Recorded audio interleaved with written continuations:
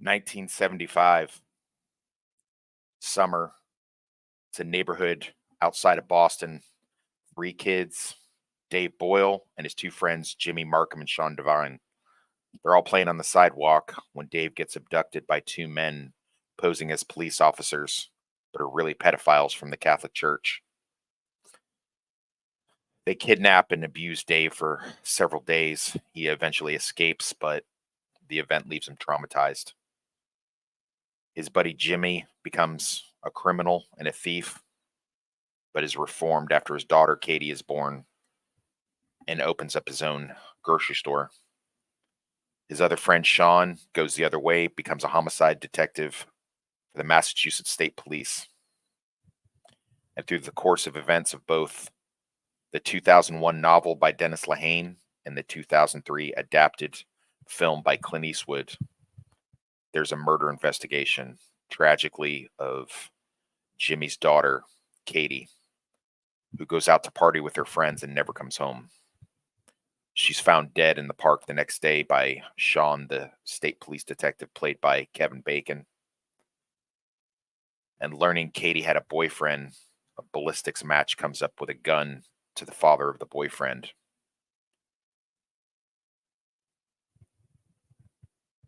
The boyfriend becomes a suspect, but also does Dave, because Dave, played by Tim Robbins, comes home to his wife Celeste with a busted up hand and blood all over himself. Jimmy goes back to his criminal ways and gets his old crew together and decides to begin a parallel investigation on the streets to find the killer of his daughter, while Sean and his partner, Whitey Powers, played by Larry Fishburne in the film, try to arrest the killer. So we try to go through this story and figure out what happens. And what I'm going to try to do today is figure out which one is better, the source material, the 2001 novel, or the 2003 adapted screenplay. And this is going to be a tough one. So strap on ya wicked detective hats, and let's go out to the seedy underbelly of Boston and take a look at Mystic River as we consider the source. Truth or twisting adaptations gain. He holds the scales, he holds the light. The Lord of toxicity will rule the night.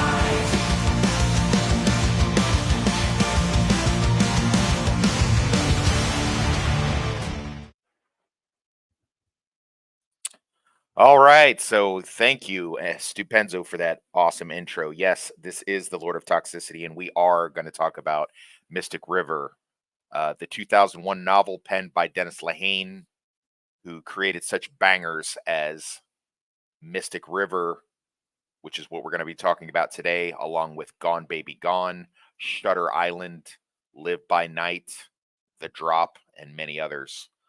He's one of my favorite authors. He's a former private detective from Boston who was a street kid and then later became a novelist with his wife. They adapted this one really quickly. All the others that I mentioned, I think, are great adaptations of his novels, and I'd be willing to bet through the course of this series that I'm doing, Consider the Source, I'm probably going to talk about them at one time or another. This is really going to be a tough one for me because I've read the book a dozen times. It's one of the books that I find has helped me to be a better writer, because it's got crackling dialogue and the plot and pacing is just incredible. I do, though, feel that the movie does a great job of adapting that and taking up not only the main message of the film, but keeps the tension ramped up all the way to 11. So, like I said, in 1975, Dave, Jimmy, and Sean run afoul of these kidnappers and predators. Dave's the only one that winds up getting kidnapped and put inside the car. He does escape, but as I said in my intro, the event leaves him marked. In present day, they all still live in the same neighborhood, ironically enough. But it's not until a tragic event, the death of Katie Marcus, Sean Penn's daughter brings them all together, and all three of them are kind of intertwined in this. Um, I guess you'd call it a why done it more than a who done it. Although there is some question on who may or may not have murdered Katie. There's a couple additional suspects in the book that are not in the film. Katie's ex-boyfriend, who is a criminal, and Katie's current boyfriend, who is the son of a criminal. He's Brendan Harris, and they were going to elope the day after Katie goes missing. There seems to be some question about whether or not Brendan or his father, just Ray Harris, who was a former criminal associate of Sean Penn, character Jimmy, may or may not have been involved. The film adaptation kind of scales that down. But the event that kind of holds all these main characters together, like I said, is the death of Katie, and that happens pretty early on in the film. And what follows after that is a kind of Shakespearean tragic set of events that pit all of the characters against each other. I'm going to play a really quick clip here.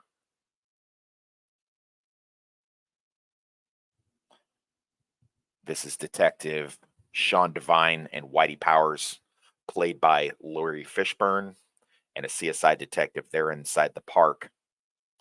And what happens is they find Katie has been shot and beaten to death. And unfortunately, she does not survive the encounter with whoever it is that she ran into. And the question becomes, who is it she ran into and why? And we have Sean Penn reaffiliating himself with his criminal buddies to try to figure out what happened to his daughter. And I believe it's this scene right here that won Sean Penn his Oscar, a well-deserved one for Best Actor in a Motion Picture. You motherfuckers! Is my daughter in there? Is she in there? Hey! Is she in there? Hey, take it easy. That's the father. Hey, take Is my it daughter in there? Motherfucker! Is that my daughter in there? Look at my eyes! Is she in there? Get off! Wow, powerful stuff. Yeah, so Sean Penn did win Best Actor in a feature film that year, and Tim Robbins, who plays Dave Boyle, he won Best Supporting Actor. The movie was nominated for a couple of other Oscars, but it kind of got swept up in everything Lord of the Rings, Return of the King that year, and rightly so. But if I'm being honest, I think this film is much better. So ultimately, what do we have here? We have the film versus the novel source material. I guess at the end of the day, what you have to come down to is, was the adaptation faithful to the source material? I believe that it was. In fact, I know that it was. I'd be hard pressed to find. There's a few details that are in the book. As I mentioned, the criminal ex-boyfriend of Katie's that is a suspect for a little bit, but that's sort of a MacGuffin and a red herring as far as that goes. You never really believe for a second. I mean, they string it along in the book for a little while, and there are some threats that are made. There's also some stuff that happens with her current boyfriend running afoul of the ex-boyfriend, and they sort of look at that as, possibly also the fact that the ex-boyfriend being a criminal is sort of rivals with the Savage brothers, which are the brother-in-law of the Jimmy Marcus character played by Sean Penn, who used to run the streets, and now this new gang is kind of taken over. So could it be a situation where the new gang was trying to send a message? They play with that a little bit in the novel, but if I'm being honest, it never really seems to be something that could possibly have happened.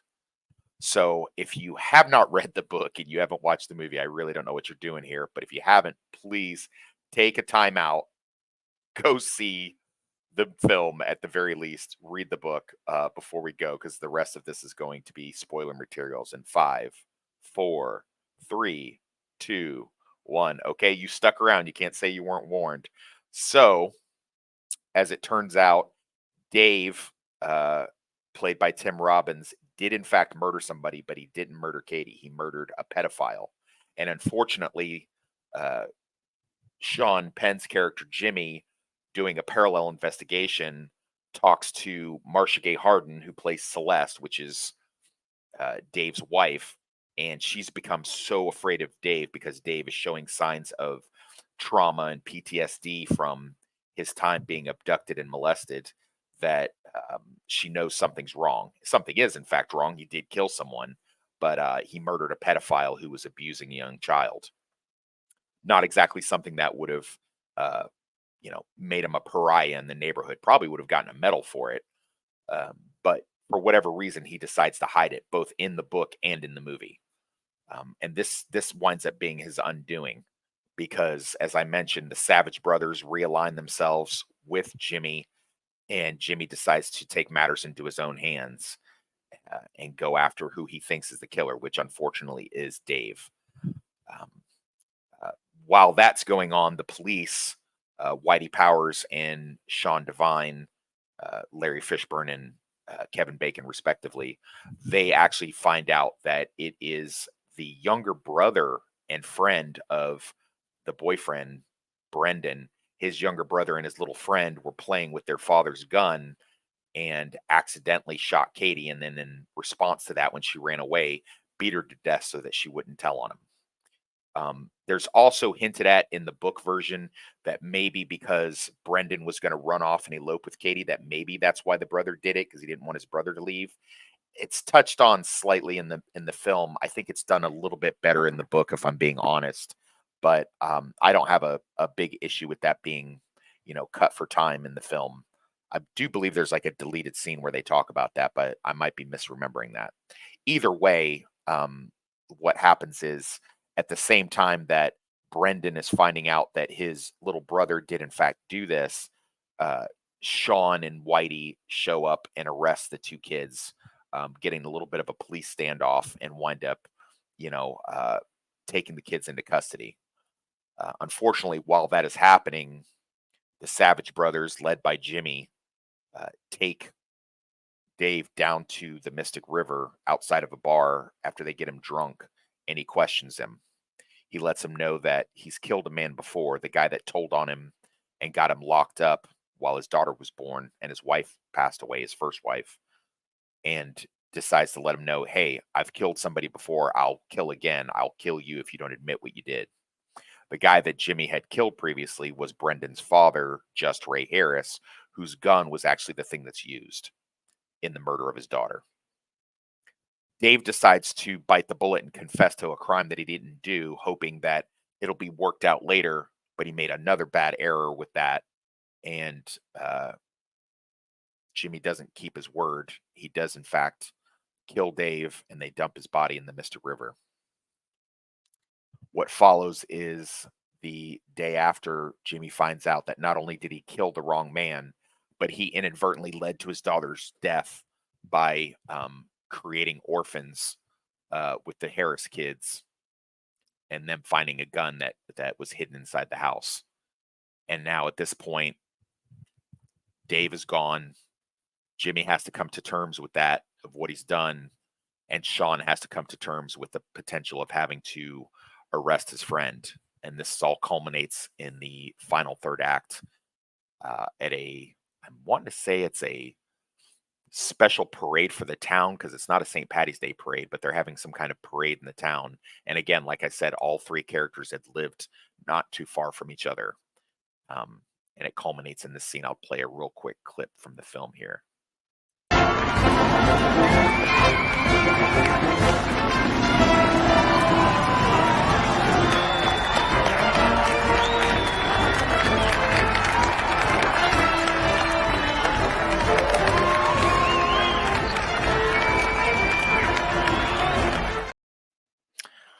So that was Celeste looking over at Jimmy's new wife, Annabeth, who is actually the sister of the Savage brothers. See, it's all connected. And what happens is Sean looks at him, Jimmy looks back at Sean, and they both recognize that the other person is not only guilty of what happened, but they're they're going to be going after each other soon.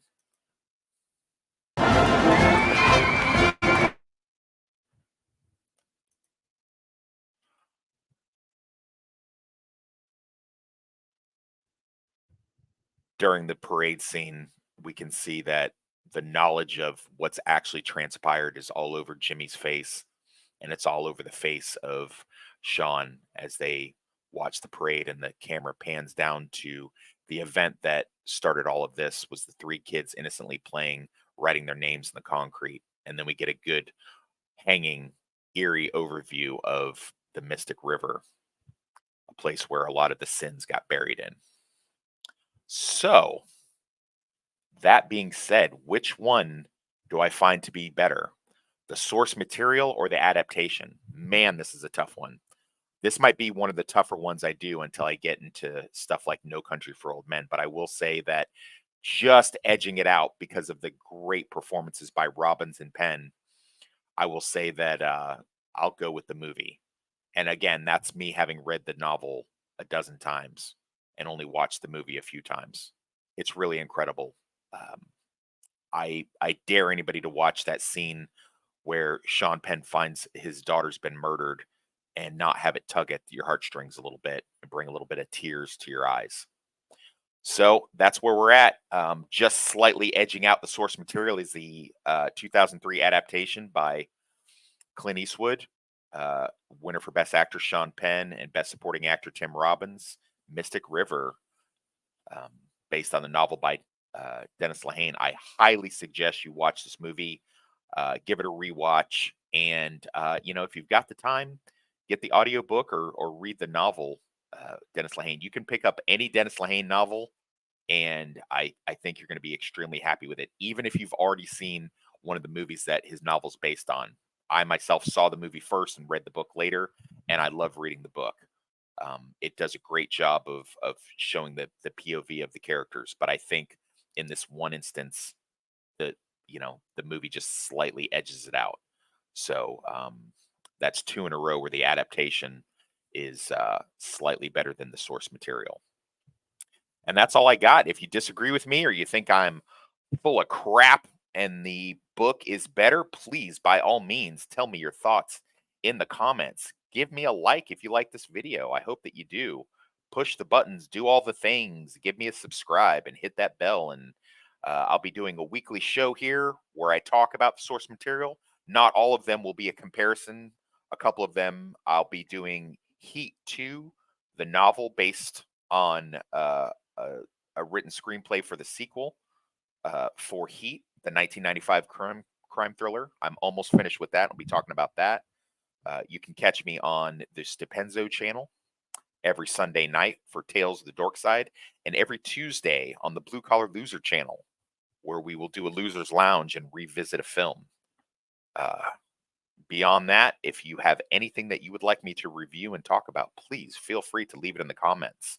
And if you have any ideas of a source material that was adapted, good or bad, that you'd like discussed, put it in there. I will read all the comments. I will respond to all of the comments, and I will definitely give my very best to take a look at the source material and make a video. Beyond that, this is the Lord of Toxicity thanking you for your time. I tried not to take up too much of it. And, join me next time when we consider the source. Thanks, guys.